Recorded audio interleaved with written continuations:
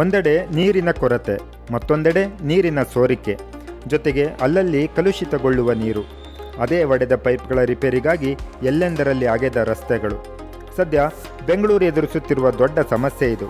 ಈ ಸಮಸ್ಯೆ ಪರಿಹಾರಕ್ಕಾಗಿ ರೋಬೋಟಿಕ್ ತಂತ್ರಜ್ಞಾನದ ಮೊರೆ ಹೋಗಿದೆ ಜಲಮಂಡಳಿ. ನಗರದಲ್ಲಿ ನೀರು ಕಲುಷಿತವಾಗಿರುವ ಕುರಿತು ದೂರುಗಳು ಬಂದರೆ ಮುನ್ಸೂಚನೆ ಇಲ್ಲದೆ ರಸ್ತೆಗಳನ್ನು ಅಗೆಯಲಾಗುತ್ತಿತ್ತು. ಆದರೂ 10 ಮೀಟರ್ವರೆಗಿನ ಸಮಸ್ಯೆ ಮಾತ್ರ ಪತ್ತೆಯಾಗುತ್ತಿತ್ತು. ಇದರಿಂದ ಸಮಯ, ಹಣ ಮತ್ತು ರಸ್ತೆ ಎಲ್ಲವೂ ಹಾಳಾಗುತ್ತಿತ್ತು. ಆದರೆ ಈಗ ಚಿತ್ರ ಬದಲಾಗಿದೆ. ಜಲಮಂಡಳಿ ಅಳವಡಿಸಿಕೊಂಡಿರುವ ಈ ರೋಬೋಟಿಕ್ ವ್ಯವಸ್ಥೆ ಮೂಲಕ ನೀರಿನ ಪೈಪ್ಲೈನ್ ಒಳಗಿನ 100 ಮೀಟರ್ವರೆಗಿನ ನಿಖರ ಚಿತ್ರಣ ಪಡೆಯಬಹುದು.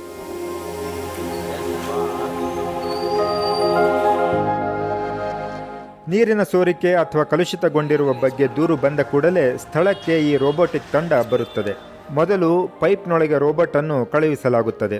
ಈ ರೋಬೋಟ್ ಕತ್ತಲೆಯ ಪೈಪ್ ಒಳಗೆ ಹೋಗಿ ಸೋರಿಕೆ, ಬ್ಲಾಕ್, ಅಕ್ರಮ ಸಂಪರ್ಕದ ದೃಶ್ಯಾವಳಿಯನ್ನು ನಿಖರವಾಗಿ ಕ್ಯಾಮ್ರಾದಲ್ಲಿ ಸೆರೆ ಹಿಡಿದು ಆ ವಿಡಿಯೋ ಡೇಟಾವನ್ನು ಎಂಜಿನಿಯರ್ಗಳಿಗೆ ಕಳುಹಿಸುತ್ತದೆ. AI ತಂತ್ರಜ್ಞಾನ ಬಳಸಿ ಸಂಗ್ರಹಿಸಲಾದ ಈ ಮಾಹಿತಿಯನ್ನು ಜಲಮಂಡಳಿಯು ಡ್ಯಾಶ್ಬೋರ್ಡ್ಗೆ ಕಳುಹಿಸಿ ತಕ್ಷಣ ಕ್ರಮ ಕೈಗೊಳ್ಳುತ್ತದೆ. ಈ ಕ್ರಮದಿಂದ ಪೈಪ್ ಒಳಗೆ 100 ಮೀಟರ್ವರೆಗಿನ ಸಮಸ್ಯೆಯನ್ನು ಪತ್ತೆ ಹಚ್ಚಬಹುದಾಗಿದೆ. ಅಲ್ಲದೆ ಅಗತ್ಯವಿರುವ ಜಾಗದಲ್ಲಷ್ಟೇ ಕಡಿಮೆ ನೆಲ ಅಗೆದರೂ ಸಾಕು. ಜೊತೆಗೆ ಕೇವಲ 24 ಗಂಟೆಗಳಲ್ಲಿ ದುರಸ್ತಿ ಕಾರ್ಯವನ್ನು ಪೂರ್ಣಗೊಳಿಸಬಹುದು. ಆರ್ಟಿಫಿಷಿಯಲ್ ಇಂಟೆಲಿಜೆನ್ಸ್ ಮುಖಾಂತರ, ಯಾಕೆಂದರೆ ಎಲ್ಲ ರೋಡ್ಗಳಲ್ಲೆಲ್ಲ ಅಗದಿ ಹಾಳು ಮಾಡ್ತಾ ಇದ್ದಾರೆ. ಅದಕ್ಕೆ ಈಗ ಈ ಮಿಷಿನನ್ನು ಬಿಟ್ಟು ಸುಮಾರು ಅರ್ಧ ಕಿಲೋಮೀಟರ್ ಒಳಗಡೆ ಈ ಮಿಷಿನು ಸೀದಾ ಹೋಗಿ ಕಂಡುಹಿಡಿತದೆ.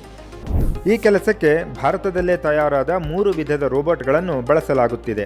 ಮೊದಲನೆಯದು ಎಂಡೋ 90 ರೋಬೋಟ್. ಇದು 100 ಮೀಟರ್ವರೆಗಿನ ಪೈಪ್ ಒಳಗೆ ಹೋಗಿ ಪರಿಶೀಲಿಸುತ್ತದೆ. ಎರಡನೆಯದು ಸ್ಪೆಷಲ್ ಪುಷ್ ಕ್ಯಾಮ್ರಾ ರೋಬೋಟ್. ಇದನ್ನು 50 ಮಿಲಿಮೀಟರ್ನಿಂದ 100 ಮಿಲಿಮೀಟರ್ ಸಣ್ಣ ಪೈಪ್ಗಳಿಗೆ ಬಳಸಲಾಗುತ್ತಿದೆ.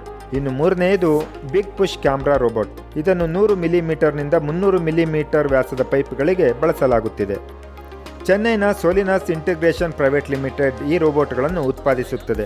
ಚೆನ್ನೈನಲ್ಲಿ ಇದರ ಪ್ರಯೋಗ ನಡೆಯುತ್ತಿದ್ದು, ಬೆಂಗಳೂರಿನಲ್ಲಿ ಇದೇ ಮೊದಲ ಬಾರಿಗೆ ಇವುಗಳನ್ನು ಬಳಸಲಾಗುತ್ತಿದೆ.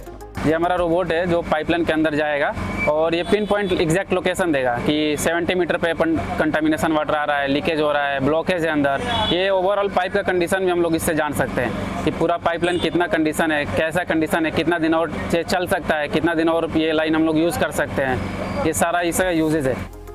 ಈಗಾಗಲೇ ವಿಧಾನಸೌಧದ ಎದುರು, ವಿಜಯನಗರ, ವೈಟ್ಫೀಲ್ಡ್, ಹೊರಮಾವು, ಯಲಚೇನಹಳ್ಳಿ ಸೇರಿದಂತೆ 50ಕ್ಕೂ ಹೆಚ್ಚು ಸ್ಥಳಗಳಲ್ಲಿ ರೋಬೋಟ್ಗಳ ಪರೀಕ್ಷೆ ನಡೆದಿದೆ. ಬ್ಲಾಕ್, ಸೋರಿಕೆ, ಅಕ್ರಮ ಸಂಪರ್ಕ ಎಲ್ಲವೂ ನಿಖರವಾಗಿ ಪತ್ತೆಯಾಗಿವೆ. Useful for citizen also because number of pits now dug is very less. It is less grievance for the citizens and it's an early resolution for the issues which they are facing daily. So this way we are attached to Bangalore Corporation. Another project which is going on is the robotic desilting of manhole. That is also very important. Manholes are getting choked, so our robotic machines helps in cleaning the manholes. Day and night we work here and we are able to give good results to Bangalore citizens.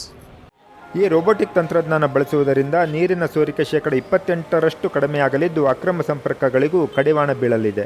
ಜೊತೆಗೆ ಕಲುಷಿತ ನೀರಿನ ಮೂಲವನ್ನು ತಕ್ಷಣ ಪತ್ತೆ ಹಚ್ಚಬಹುದಾಗಿದ್ದು, ಶೌಚಗುಂಡಿಯಂತಹ ದುರಸ್ತಿಯಲ್ಲಿ ಮಾನವ ಬಳಕೆಯನ್ನು ತಪ್ಪಿಸಬಹುದಾಗಿದೆ ಎಂದು ಜಲಮಂಡಳಿ ಅಧಿಕಾರಿಗಳು ಹೇಳುತ್ತಾರೆ.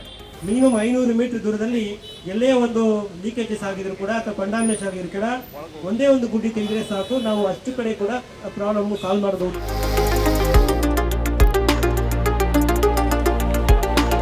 ಸದ್ಯ ಈ ಹೊಸ ವ್ಯವಸ್ಥೆ 1 ವರ್ಷದ ಗುತ್ತಿಗೆ ಆಧಾರಿತವಾಗಿದೆ. ರೋಬೋಟ್ಗಳ ಕಾರ್ಯನಿರ್ವಹಣೆ ಕುರಿತು ಪೂರ್ಣ ವರದಿ ಬಂದ ನಂತರ ಇದನ್ನು ವಿಸ್ತರಿಸುವ ಯೋಜನೆ ಇದ್ದು, ಬೆಂಗಳೂರು ನಂತರ ಕರ್ನಾಟಕದ ಇತರೆ ನಗರಗಳಲ್ಲಿಯೂ ಇದನ್ನು ಬಳಸುವ ಯೋಜನೆಯಲ್ಲಿ ರಾಜ್ಯ ಸರ್ಕಾರವಿದೆ. ಇಂತಹ ವಿಶಿಷ್ಟ ವಿಡಿಯೋಗಳಿಗಾಗಿ ಪ್ರಜಾವಾಣಿ ಯೂಟ್ಯೂಬ್ ಚಾನಲ್ಗೆ ಸಬ್ಸ್ಕ್ರೈಬ್ ಆಗಿ.